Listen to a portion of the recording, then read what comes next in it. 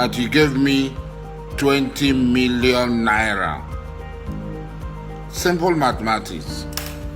20 million naira, according to the publication of your IPOB ERADs, 200 of your men were sent for joint training. Let us assume that they stayed 2 months or maybe 1 month with me, and they are fed with 1,000 a day. Just 1,000 a day. How much would that be for 30 days? That will translate to 6 million naira. What of their accommodation, their transportation, their medicals, and other exigencies? Your men brought pictures, which is true, that a joint meeting was held at my mansion in Cotonou.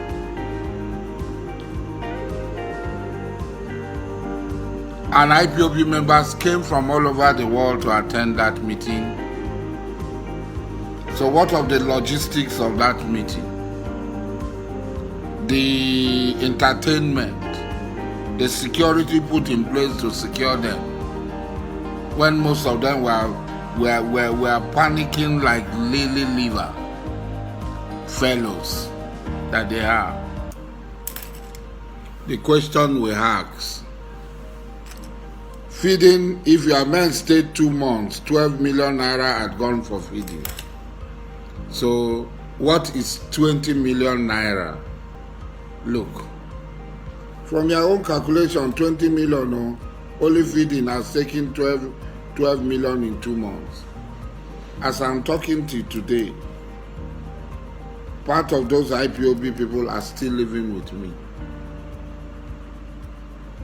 From that time till today, they are still living with me.